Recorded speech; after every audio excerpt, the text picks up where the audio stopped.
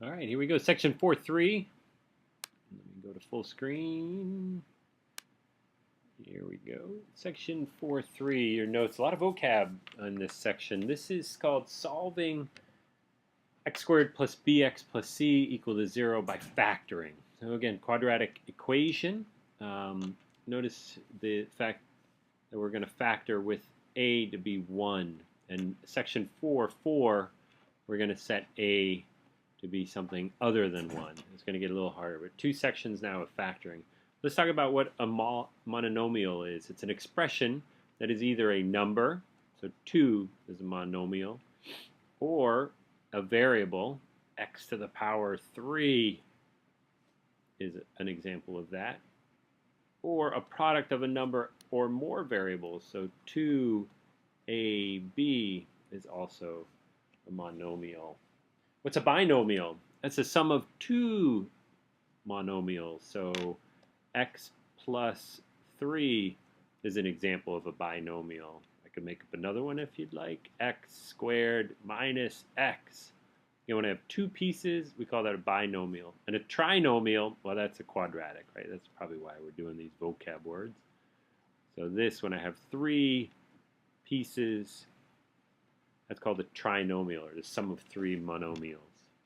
All right. Quadratic equation. Quadratic equation is different than a quadratic function. When I take the quadratic and set it equal to 0, then we say that's the equation. And finally, the root of an equation, that is the solution to the of a quadratic function. So when we solve this equation, we call that the root. We also refer to those as the zero, the numbers p and q of a function that's in intercept form. So remember what intercept form looked like: x minus p quantity x minus q. And p and q are called the zeros. Let's move on. So factoring. So this, I was pretty impressed with their little table here. I think you guys have factored quite a bit before, so it might be fun to think through it. So what we're asked to do is to factor, and really it starts here with the -8. We need to multiply two numbers to get to -8 and add those two numbers to get to 7. So we think of all the possible combinations. -1 times 8 or 1 times -8. Again, the product of those two numbers are both -8. The sum would be 7 or -7, right? Or you could choose to multiply to 8 by multiplying -2 times 4. Or we could multiply +2 times -4. If we added these up, we'd get 2. If we added these up, we'd get -2. Of course, way back when we said, whoa, this guy over here would work, right? And so we say, again, it's a lot of thinking into a problem that we're pretty darn good at. We'd say x minus 1 quantity x plus 1. And if I can ask you just to do anything, is to check. If you think this is the correct factoring of this, just multiply it out real quick and even do it just in your head. X times x is x squared. You get 8x minus 1x is 7x. And then finally, -1 times 8 is -8. So nice job on the check. You can find a lot of mistakes doing that. So you've got some special factoring patterns. The first one is difference of squares, right? So here, difference of squares would be, the general formula would be a plus b, a minus b. And difference of squares, very easy, common one, x squared minus 4. That's a difference of squares, and it would be x plus 2, x minus 2. We also have what we call a perfect square trinomial. So here, this would be a plus b squared. And then, oops, what am I thinking? The squared was already there, apologize. A plus b quantity squared, sorry about that. And here is the example, x plus 3 quantity squared expands out into these three terms. We could also just subtract, and then it would be a minus b. Those are kind of fun. The difference of squares comes up a lot. You're going to see that. These guys, you might not recognize it at first, but when you factored, you'd say, oh, wow, I've got x plus 3 times x plus 3. I could write that as x plus 3 squared. Here are two examples. So again, given x squared minus 25, hopefully you recognize this 25 as the square of 5. And so you could then break it into the two factors, x minus 5, I don't know why I did minus first, x plus 5. And here, this is a little harder, but maybe you see, again, that, 121, it looks familiar in the sense that 11 squared is 121, and then twice, if you had two 11s, you'd get 22. Again, you might recognize that this is m minus 11. Why don't you go ahead and try these two? Hit pause, and when you want to see the answers, go ahead and hit play, and let's continue.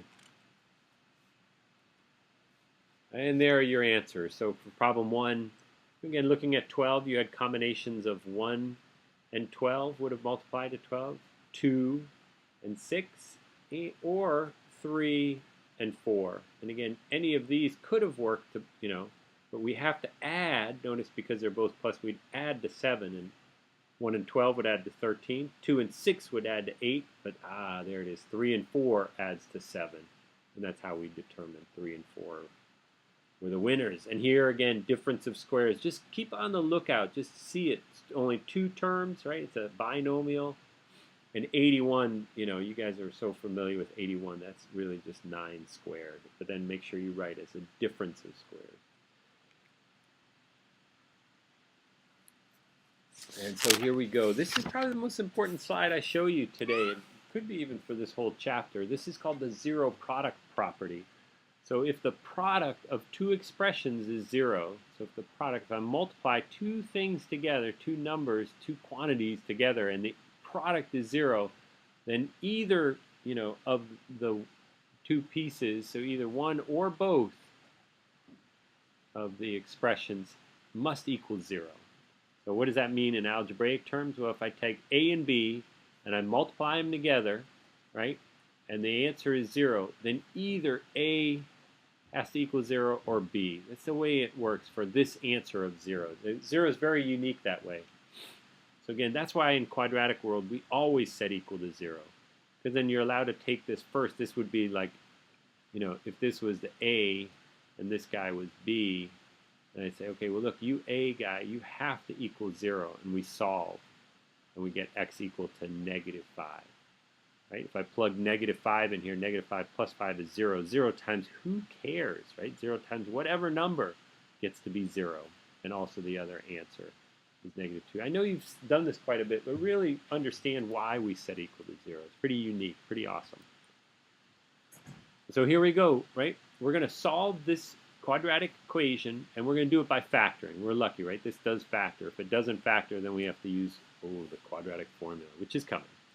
Let's not get ahead of ourselves. This would be x, right? So I got to think of all the ways to get to 15. I've got 1 and 15, and I got 3 and 5. And it looks like I'm going to have one of these negative, and the sum must be -2. So it looks like it would be a -5. So here I do x minus 5 and x plus 3. And again, real just quick check. Yep, I get x squared. Again, -5x plus 3x, that's -2x. And finally multiply back. Worth checking, right? Because all my answers are going to depend on how well I factored. So then I set each of the two pieces. I set A equal to 0, and I set B, the second part, equal to 0. Solve, and I get 5. Again, careful how you solve these. You don't want to lose any credit on simple mistakes.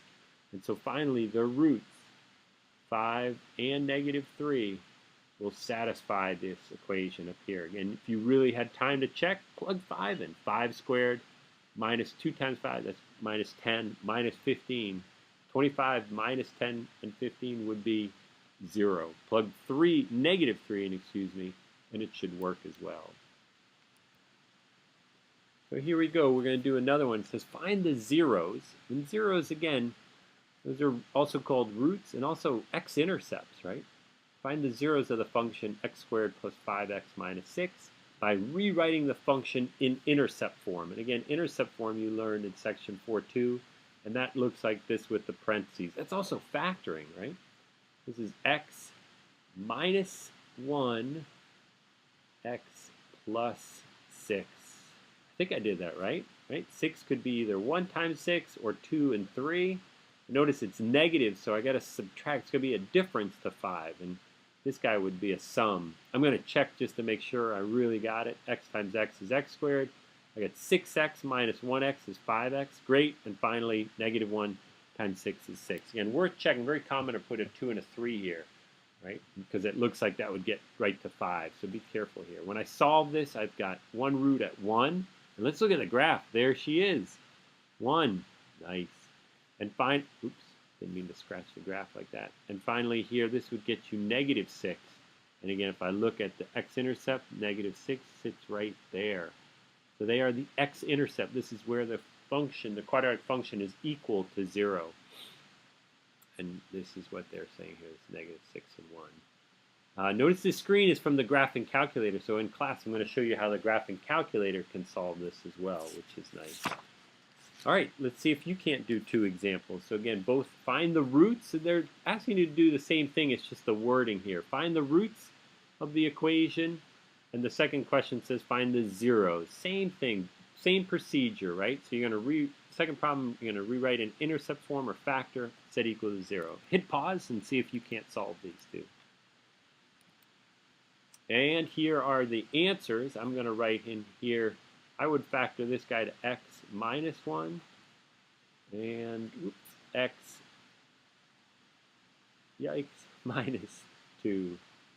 Sometimes hard to write. Set each one of these equal to 0 and solve. And the second one with 40, that's always feels a little harder. I'm going to say it's x. And again, 40 could be 1 and 40, 2 and 20, 4 and 5, 8 and 5, and that ends up being, so, some of these harder factoring ones just take more time. You have to have more patience, try different combinations, right? And when you think you've got it, always multiply and check. So this would be x squared. 8x minus 5x is 3x. Awesome.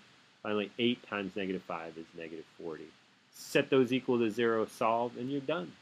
Hey, see you in class.